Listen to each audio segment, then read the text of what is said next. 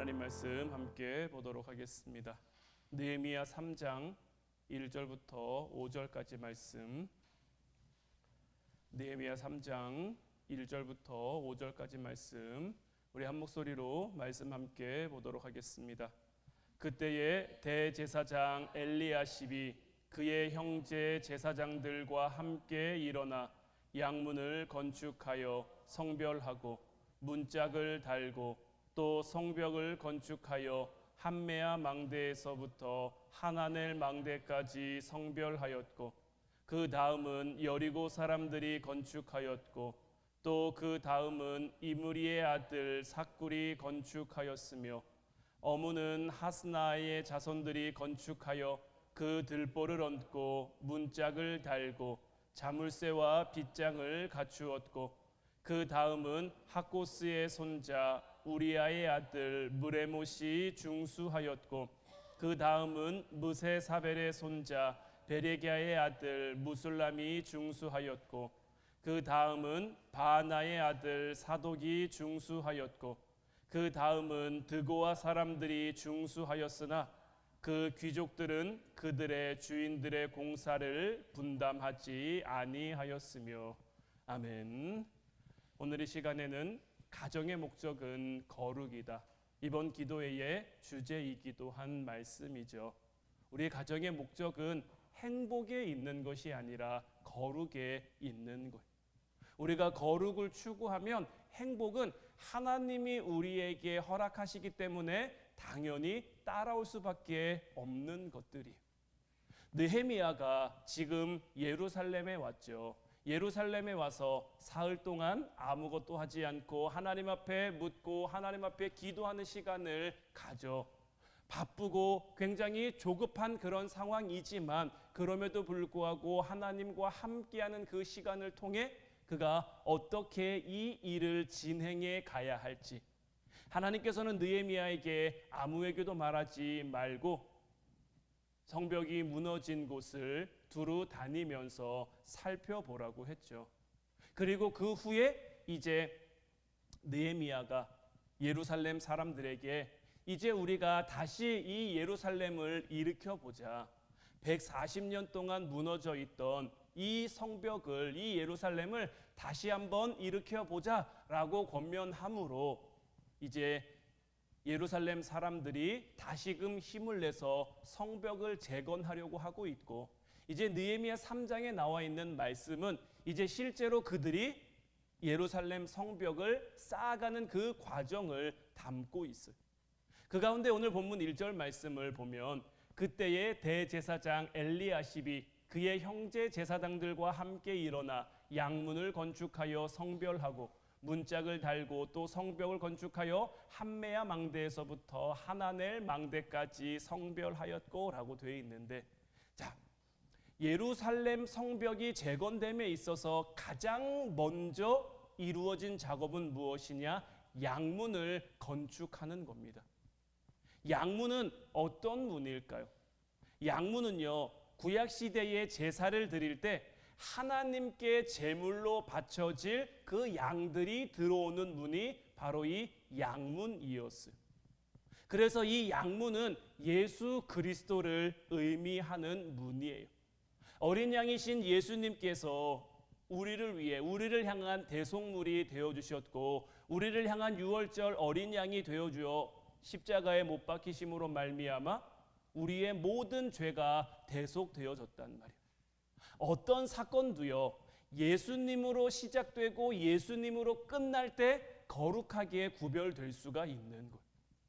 악하고 더러운 사람, 악하고 더러운 문제, 힘들고 어려운 환경, 이 모든 것들도요, 예수님을 통해 바라보면요, 우리가 거룩하게 구별할 수가 있는 거예요. 그래서 예루살렘 성벽을 재건하는 이 공사는 양문으로부터 시작돼서 이게 성이 한 바퀴 삥 둘러져 오니까 마무리도 어딥니까? 양문이 되는 거예요. 우리도 우리의 삶 가운데 무언가를 진행할 때, 무언가를 하려고 할 때 예수님으로 시작해서 예수님으로 끝난다면 그 일은 하나님의 함께하심 가운데, 하나님의 도우심 가운데 거룩하게 그 일을 구별할 수가 있는 거예요. 그리고 이 양문이 건축된다라는 것은 어떤 의미냐? 예배가 회복되어진다라는 것을 의미하는 거예요. 예수님의 십자가를 통해서 우리는 하나님께 나아갈 수 있게 됐죠. 예배가 무엇입니까? 예배는요, 하나님을 만나는 겁니다. 하나님을 만나야 예배지, 하나님을 못 만나면 그건 예배가 아니에요. 우리가 1시간 동안 여기 와서 앉아 있었다고, 우리가 1시간 동안 주님의 이름을 열심히 불렀다고 그게 다 예배가 되는 것이 아니라 나의 고백 가운데, 나의 찬양 가운데, 아니면 들려지는 말씀 가운데 하나님의 음성이, 하나님의 뜻이, 하나님의 임재가 내게 느껴지고 깨달아져야, 하나님의 함께하심을 내가 만나야 그것이 예배가 될 수 있는 것. 고난 중에도 이렇듯 예배가 회복되면요, 우리의 삶은 저절로 거룩의 과정에 놓여지게 되는 거예요. 하나님이 찾으시는 예배자 어떤 사람입니까? 우리의 삶 속에서도 어떤 순간 어떤 상황 속에서도 하나님을 구하며 하나님을 따를 수 있는 그 한 사람, 그 예배자를 하나님이 찾으신다고 우리가 즐겨 부르는 찬양의 가사 중에도 있잖아요. 제가 늘 여러분들에게 정말 말씀 묵상해야 됩니다, 말씀 붙들고 기도해야 됩니다, 이렇게 늘 매주 잔소리처럼 이야기하는 것이, 우리가 하루를 말씀으로 시작하고 기도로 마치면요, 우리의 인생 전체를 하나님 앞에 성별해 드릴 수 있는 것. 하루를 말씀으로 시작하면서 내게 주어진 말씀을 바라보며, 하나님, 오늘도 내게 주어진 이 말씀처럼 내가 살아가게 하옵소서. 내가 어떤 순간 어떤 상황에 놓이게 될지, 어떤 일들이 내게 주어질지 아직 나는 알지 못하지만 그 모든 것들 가운데 하나님이 이끄시는 대로, 내가 앞서거나 내가 조급하게 내 힘으로 내 능력으로 하는 것 아니라 하나님의 말씀으로 그 모든 것을 대할 수 있게 해달라고 하루를 시작하고, 하루를 마치면서 하나님, 내가 오늘 하루 하나님 뜻대로 살기를 원했는데, 하나님의 방법대로 하나님의 말씀대로 살려고 애썼는데, 그럼에도 나의 부족함, 나의 연약함으로 내가 그렇게 하지 못한 것, 내가 그렇게 되지 못한 것 하나님 용서하시고 다시금 주님 보혈의 피로 나를 정결케 하사 내일 나에게 주어질 하루 하나님의 은혜로 다시 시작해 주어진 말씀대로 살게 없어서, 이렇게 하루를 시작하고 하루를 마치면요, 나의 모든 하루는 하나님의 함께하심, 하나님의 능력으로 덮여지게 돼 있는 거예요. 그렇게 우리의 인생 전체를 성별해서 하나님 앞에 드릴 때 우리의 가정의 거룩도 이루어 갈 수 있는 것. 자, 예배의 중심인 이 예루살렘이 회파됐단 말이에요. 이 예배의 회복을 위해서 대제사장 엘리야십과 엘리야십의 형제들이 일어나죠. 양문은요, 예루살렘 성벽의 가장 북쪽에 위치하고 있기 때문에 다른 대적들의 침입이 가장 많이 일어나는 곳이, 우리가 하나님을 사모함으로 예배하려고 하면요, 참 희한하게도 우리를 방해하는 일들이 일어납니다.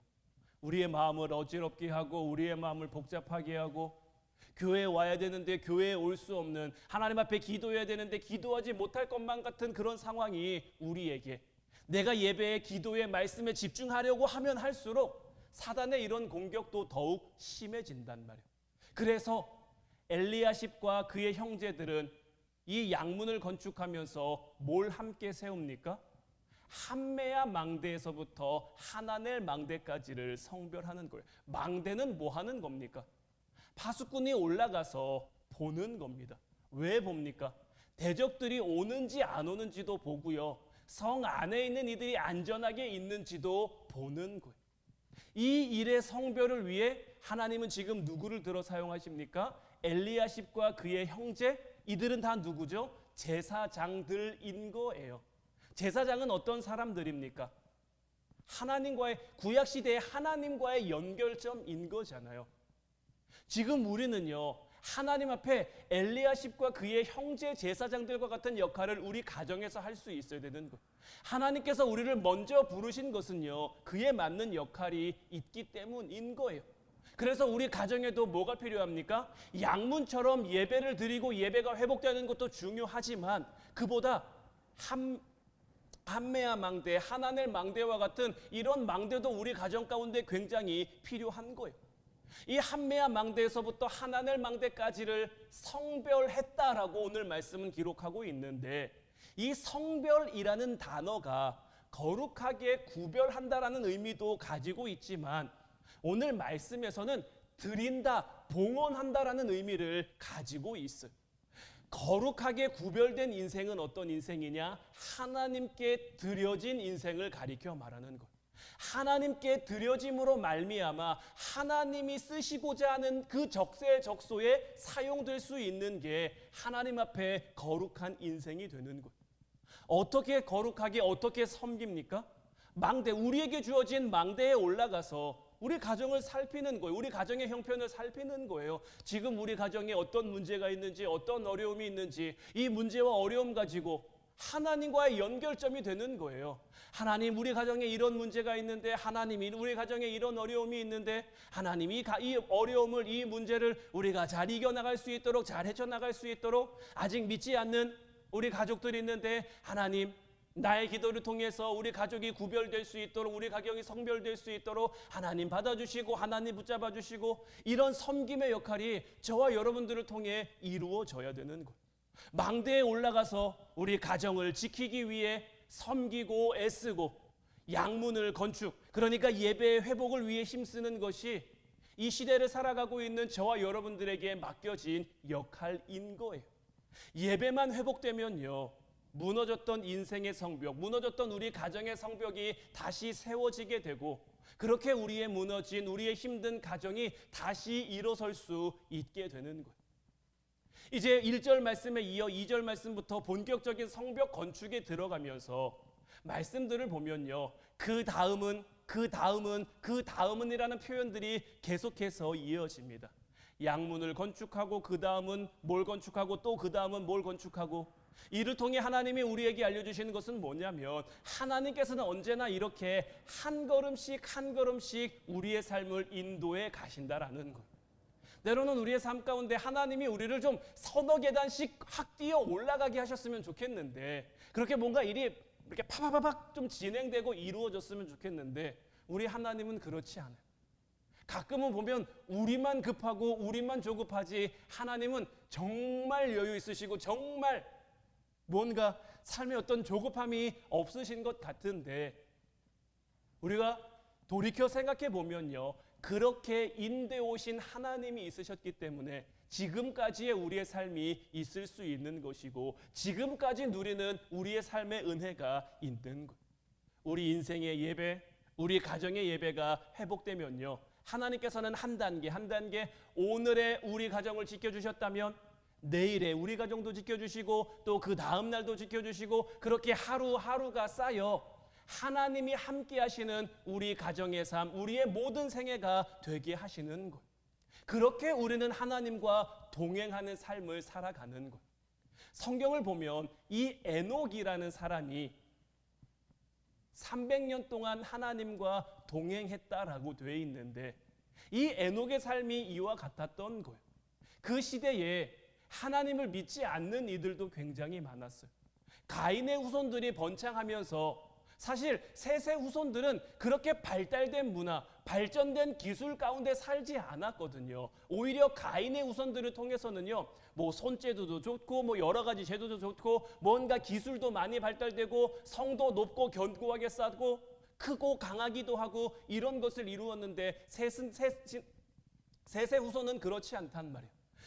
그럼에도 불구하고 그들이 하나님의 은혜를, 하나님의 함께하심을 찬양할 수 있었던 것은, 에녹이 300년 동안 하나님과 동행할 수 있었던 것은, 그렇게 매일매일 함께해 주시는 그 하나님을 느끼고 깨닫고 경험하니까 그 이상 다른 것이 필요 없는 것. 우리가 어제도 찬양으로 고백했습니다마는, 주 예수와 동행하니 그 어디나 하늘나라가 될 수 있는 높은 산이 거친 들이 초막이나 궁궐이나 내 주 예수 모신 곳이 그 어디나 하나님 나라가 되어, 문제의 순간을 지나고 있을 때도, 어려움의 순간을 지나고 있을 때도 다윗이 고백하는 것처럼, 여호와는 나의 목자시니 내게 부족함이 없으리로다.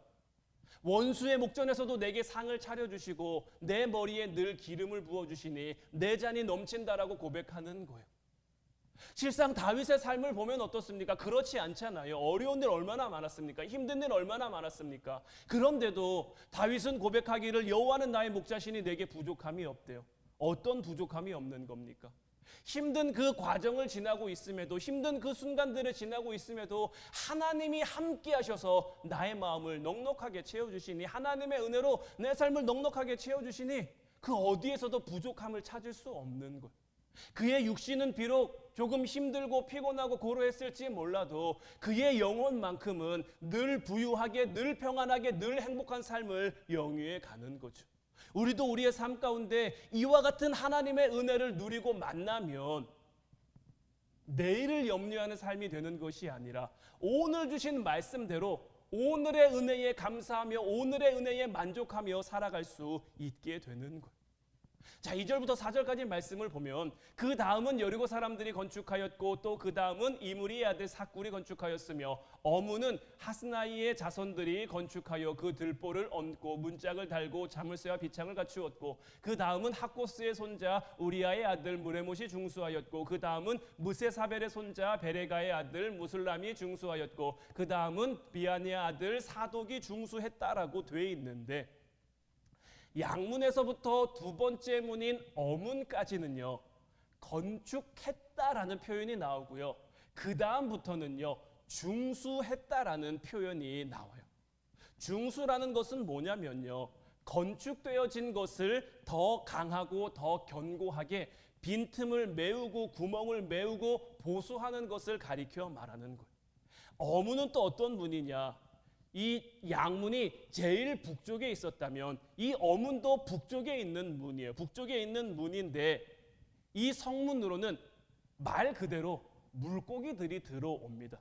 물고기들도 들어오고요, 그 문 근처에 생선 장수들이 좌판을 많이 열었다라고 해서 이 문이 어문이라고 불리는 거예요. 근데 이 어문에도 의미가 있어요. 자, 예수님께서 베드로를 부르실 때 내가 너로 하여금 어떤 사람이 되게 하겠다라고 부르셨죠? 사람을 낚는 어부가 되게 하시겠다라고 하고 불렀죠. 넓은 의미에서 보면요, 우리는 다 예수님께 낚인 물고기인 거예요. 이미 예수님의 어떤 그 그물 안에, 예수님의 어떤 낚시 바늘에 우리 코가 이렇게 이만큼 꿰어져 있는 거예요. 내가 여기서 발버둥 치려고 하면 할수록 벗어날 수 없는 거예요. 그러면서 예수님은 제자들에게, 예수님을 따라 살아가는 우리들에게 내가 너희를 이렇게 낚은 것처럼 너희들도 너희들에게 맡겨진 삶의 자리에서 사람을 낚는 어부의 역할을 감당하라는 거예요. 우리도 우리의 삶의 자리에서, 우리 가정에서요, 복음으로 우리 식구들을 낚는, 우리에게 맡겨진 사람들을 낚는 그런 어부의 역할을 감당할 수 있어야 되는 거예요. 그런데 물고기를 잡는 것도 중요한데요, 이 잡은 것을 잘 관리하지 못하면, 어문이라는 것은 물고기가 들어오고 나가는 문이죠. 잘 들어오는 것도 중요한데 나가지 못하도록 그 문을 잘 단속하지 않으면 잡은 물고기를 잘 관리할 수가 없죠. 이거는 양문을 잘 건축해서 예배가 회복돼도 마찬가지인 거예요. 그래서 이 어문을 향해 문짝을 달고 자물쇠와 빗장을 갖추었다라고 말하는 것이 뭐냐면, 이렇게 중수하지 않으면 하나님의 어떤 그 그물 안에 들어와 있는, 하나님 나라라는 그 그물 안에 들어와 있는 사람들, 그렇게 회복되어져 가는 사람들을 놓칠 수 있기 때문인 거예요. 시작만 요란하고 마무리를 잘 못하면요, 그 인생은 참 실속 없는 인생이 될 수밖에 없는 거예요. 사소한 것부터 마무리를 잘 해야, 빗장을 잘 지르고 문틀을 잘 이렇게 해서 나가지 못하도록 잘 관리해야 모든 것 가운데 헛되지 않은 인생을 살 수가 있는 거예요. 큰 둑도요, 작은 구멍으로부터 무너질 수 있다는 것을 우리는 늘 기억해야 되는 거예요. 이들이 성벽을 재건해 가는 것을 보면요, 양문은 먼 곳 여리고 사람들이 건축했다라고 되어 있는데, 그리고 이제 이므리의 아들 삭군이 건축했다라고 되어 있는데, 이 이므리라는 것은 어떤 뜻이냐라면 말이 많다는 뜻이에요. 말이 많다는 뜻의 이름이 바로 이 이므리라는 이름이고요. 이 어문은 하스나이의 자손들이 그 중수했다라고 되어 있는데, 하스나이는 어떤 뜻이냐? 가시가 많다라는 뜻을 가지고 있어요. 때로는 보면요, 상처가 많아서 남을 찌르기도 잘하는 사람이 있고요. 본인 스스로도 상처를 잘 받는 사람들이 있죠. 하나님께서 하나님의 성을 지어가는 그 과정들을 보면요, 이름만 봐도요, 문제가 많을 것 같은 사람들이 참 많이 모여 있어요. 이 무리도 말이 많다라는 거죠. 뭔가 말이 많은, 문제가 많은 그런 사람들을 통해 상처가 많은, 아픔이 많은 그런 사람들을 통해서 하나님은 하나님의 성벽을 중수해 가는 거예요. 이런 사람들을 하나님의 일꾼으로 사용하시는 거예요. 우리 가정 가운데서도 마찬가지예요. 때로는 우리 가정을 볼 때 내 배우자가 가시 많은 것 같고 상처 많은 것 같고 뭔가 말 많고 사연 많은 그런 가정, 그런 집안이다라고 할지라도 하나님 손에 붙들리면요, 얼마든지 하나님의 일꾼으로 쓰임 받을 수가 있는 거예요. 하나님의 손에 붙들리면요, 복되게 쓰임 받을 수가 있는 거예요. 그렇기에 아직 우리 믿지 않는 우리 가족들을 위해 기도할 때 우리는 무엇만 기도하면 됩니까? 그들이 하나님 손에 붙들리기만을 기도하면 되는 거예요. 하나님 손에 붙들리면요, 사도 바울도 보세요. 예수님 믿는 사람 잡으러 다니다가 이제 예수님을 전하기 위해, 예수님을 증거하기 위해 얼마나 애를 많이 씁니까? 모세도요, 자기 힘으로 이스라엘 백성들을 한번 구원해 보려고 하다가 실패하고 미디안 광야로 도망해서 40년을 살았단 말이에요.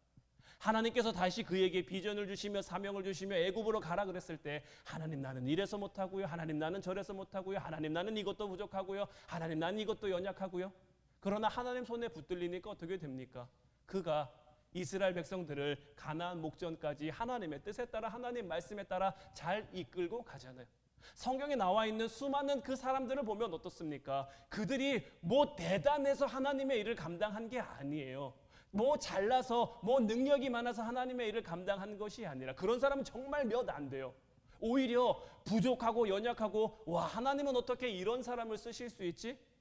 이런 사람들보다 차라리 더 나은 사람들, 차라리 더 괜찮은 사람들이 많을 텐데 하나님은 굳이 이런 사람을 쓰셔야 할까라는 생각이 들 만큼 부족한 사람이 많은데, 그럼에도 불구하고 그들이 하나님 손에 붙들리면 다 복된 하나님의 일꾼이 되는 거예요. 우리의 가정에도요, 아무리 사연 많고 아무리 문제 많고 아무리 상처 많아도요, 하나님이 우리 가정을 붙들어 주시면 그때로부터 끝나는 거예요. 모든 문제, 모든 어려움이 없어진다는 의미가 아닙니다. 문제가 없어진다라는 의미가 아니에요. 그 모든 것들 가운데 하나님의 복을 누리며 하나님의 은혜를 누리며 하나님의 함께하심을 누리기에 이제 더 이상 그런 것들이 겁나지 않은 거죠. 두렵지 않은 거죠. 세상 사람들은 이 땅의 것이 전부이기에 이 세상을 바라보며 살아갑니다. 그러나 우리는 이 세상에 속해 살아가고 있지만 하늘의 소망을 두고 하나님과 함께 동행하며 이 땅을 살아가는 사람들이죠.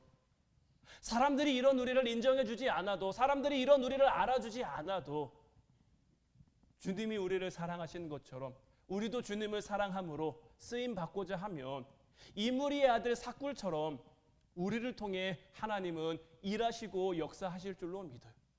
하나님의 일하심의 주인공 될 수 있는 여러분들 되시기를 주님의 이름으로 축원해 드립니다. 그리고 보면 어문에서부터 옛문까지의 벽을 여러 사람이 중수하고 있는데, 이 기록된 이름 중에 우리야라는 이름이 있는데, 이 사람은 누구냐? 아하스 때의 제사장인데, 양문을 건설할 때도 엘리야십과 그의 형제들이라는 제사장이 나오죠. 이 우리야도 제사장은 제사장인데 그 시대에 다소 신실하지 못한 제사장이었어요. 신실하지 못한 제사장인데 그래도 하나님의 부름을 따라 이 성벽 중수에 동참하고 있는 거예요. 보통 제사장이라고 하면 그 시대 가운데 어떤 위치일까요? 뭐 사람의 신분을 어떤 이런 직분으로 나눌 수는 없습니다만은 그래도 이 시대 가운데는 어떤 그런 위치가 존재했잖아요. 제사장은 그 시대 가운데 높은 위치에 있었을까요? 낮은 위치에 있었을까요? 상대적으로 높은 위치에 있었단 말이에요. 왜냐하면 이들은 다 하나님의 선민이라는 그 자긍심을 가지고 살아가고, 하나님과 그들 사이의 연결점이 누굽니까? 제사장들이잖아요. 그래서 제사장들이 힘을 많이 가질 수밖에 없는 거죠. 그래서 예수님 시대의 제사장들의 모습을 보면 어떻습니까? 힘은 가졌어요. 권력은 가졌어요. 돈도 가졌어요. 그런데 하나님 앞에 온전치 못한 모습을 보이죠. 그러니까 보통은 제사장이라고 하면 자기의 신분을 내세워서 이런 성벽을 중수하는 힘든 일에는 참여하지 않을 수도 있단 말이에요. 당신들은 나가서 일하십시오. 우리는 기도하겠습니다. 당신들은 나가서 일하십시오. 우리는 찬양하겠습니다. 당신들은 나가서 일하십시오. 우리는 이곳에서 말씀을 선포하겠습니다. 얼마든지 이렇게 할 수도 있는데 그럼에도 그들은 이 성벽 중수에 동참하고 있어요. 이게 굉장히 중요합니다. 이게 왜 굉장히 중요하냐면요. 그리고 이어서 나오는 오늘 본문 5절 말씀을 보면 그 다음은 드고아 사람들이 중수하였으나 그 귀족들은 그들의 주인들의 공사를 분담하지 않았다라고 되어 있단 말이에요. 제사장들은 나와서 성벽 재건, 성벽 중수에 동참하고 있는데 반해 귀족들은 공사에 함께하지 않는 거죠. 이 드고아라고 하는 도시가 어떤 도시냐면요. 이 드고아는 아모스 선지자의 고향입니다. 아모스 선지자가 바로 이 드고아 출신이란 말이에요. 믿음 좋은 이 아모스를 배출한 드고아는요, 하나님이 주시는 복을 받아서 굉장히 부유한 곳이 됐고요. 그래서 그 부유함 가운데 귀족이 된 사람들이 여럿 있었어요. 하나님의 은혜로 하나님의 축복으로 귀족이 됐는데 이들이 막상 귀족이 되고 보니까 하나님의 은혜로 됐는데 하나님의 일에 동참하지 않는 거죠. 느헤미야를 방해했던 도비야, 산발랏, 게셈과 같은 사람이 돼서 어몬 중수 공사에서 자기들의 몫을 감당해야 되는데 자기들의 자리를 지켜야 되는데 그 자리를 지키지 못하고 그 자리를 감당하지 못하고 있는 거죠. 우리는요, 우리의 신앙 안에서 우리의 믿음 안에서요, 절대 귀족 같은 믿음, 귀족 같은 신앙을 가져서는 안 돼요. 예수님은 이 땅에 왜 오셨습니까? 마태복음 20장 28절 말씀 보면 인자가 온 것은 섬김을 받으려 함이 아니라 도리어 섬기려 하고 자기 목숨을 많은 사람의 대속물로 주려 함이니라. 예수님은 이 땅에 왜 오셨습니까? 섬기러 온 거예요. 예수님도 맡겨주신 그 자리에서 맡겨주신 사람들을 섬기러 온 거예요. 그러면 하나님께서는 우리를 왜 보내셨을까요? 우리도 마찬가지인 거예요. 우리에게 맡겨진 자리에서 우리에게 맡겨진 이들을 섬기러 온 거예요. 때로는 가정에서 믿지 않는 가족들이 나를 알아주지 않는다고 너무 속상해하거나 너무 맘상해할 필요 없어요. 왜 그렇습니까? 하나님은 우리를 그들을 섬기라고 보내는 거예요. 그들을 섬겨줘야 되는 거예요. 그들이 지금 우리의 이런 섬기는 마음을 알아주지 못하는 것은 왜입니까? 아직 하나님 손에 붙들리지 않았기 때문인 거예요. 하나님 손에 붙들리면요, 다 알아요. 하나님께서 이런 우리의 마음, 이런 우리의 아픔, 이런 우리의 눈물, 이런 것들을 다 갚아주실 거예요. 그때까지 우리는 그냥 우리에게 맡겨주신 자리에서 섬기면 되는 거예요. 그들이 섬김을 받을 만해서가 아니라, 자, 예수님도 우리가 섬길 만해서 섬겼습니까? 우리 중에 누가 예수님의 섬김을 받을 만한 자격, 받을 만한 조건이 됩니까? 감히 세례 요한이 고백한 것처럼 우리는 감히 그분의 신발끈 매는 것도 감당치 못할 만큼 그렇게 부족하고 그렇게 연약한데 우리의 섬김을 받아야 할 그 예수님께서 우리를 섬겨주셨단 말이에요.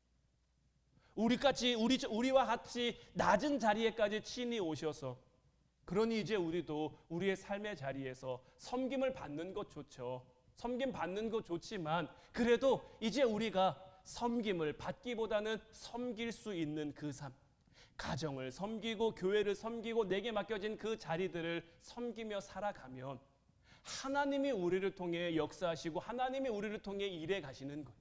그런데 이런 섬김도 그냥 되는 게 아니죠. 내 힘으로 하려고 하면요, 가끔씩 막 속에서 천불 날 때가 왜 없겠습니까? 가끔씩 막 부하가 치밀어 오를 때가 왜 없겠습니까? 한 대 쥐어받고 싶은 마음도 들 때가 있고 정말 욕이라도 시원하게 한번 해주고 싶은 그런 마음이 들 때도 있지만 그때마다 우리는 무엇을 바라봅니까? 예수 그리스도의 십자가를 바라보며 우리 마음속으로 거룩을 외쳐야 되는 거예요. 하나님의 거룩이 우리에게 임하면요, 이 모든 것들을 다 이겨낼 수 있는 거예요. 사도 바울의 삶을 보세요. 바리새인이잖아요. 가말리엘이라는 이스라엘 3대 랍비로부터 수업을 받은 엘리트 중에 엘리트고요. 나면서부터 유대인인데 로마 시민권을 가지고 있어요. 누구에게 아쉬운 소리 하지 않아도 될 만큼 엘리트 중에 엘리트 뛰어난 사람이란 말이에요. 그런데 그런 그가 예수님을 만나니까 그가 가지고 있는 모든 조건들, 그가 자랑했던 모든 것들을 다 그냥 배설물처럼 버리는 거예요. 왜 배설물처럼 버립니까? 그게 내 전부인 줄 알았는데, 그게 나를 드러내주고 그게 나를 증명해주는 줄 알았는데, 예수님의 십자가를 바라보니까 그게 나를 나타내는 게 아니라 예수 그리스도의 십자가가 나를 나타낸다는 것을 이제 깨달은 거죠. 예수님 앞에 내가 거룩함을 유지하면, 내가 예수님 앞에 거룩함을 이어 살아가면 하나님이 나를 세우시고 하나님이 나를 살리시고 하나님이 나를 높여주시는 거예요. 이제 여러분들도 여러분들의 삶의 자리에서 정말 거룩을 회복해 갈 수 있기를 주님의 이름으로 축원해 드립니다. 우리가 거룩하면요, 이것은 우리가 거룩해도 되고 안 해도 되고의 문제가 아니에요. 하나님께서 우리에게 주신, 분명하게 주신 말씀 가운데 내가 거룩하니 너희도 거룩하라고 되어 있단 말이에요. 우리가 잃어버린 하나님의 형상을 회복하며 하나님의 성품을 담기 위해서는 거룩해야 되는 거예요. 거룩해야 우리의 삶에 능력도 생기는 거예요. 거룩해야 우리의 삶에 그 예수 이름의 권세도 생기는 거예요. 어제도 말씀드렸죠. 현대 그리스도인들이 가지고 있는 문제점, 예수님의 그 권세, 예수님의 능력을 모른다고. 왜 모릅니까? 삶이 거룩하지 않은 거예요. 거룩은 뭡니까? 구별된 거죠. 세상과 구별되어야 되는데 세상과 똑같은 삶을 살아가는 거예요.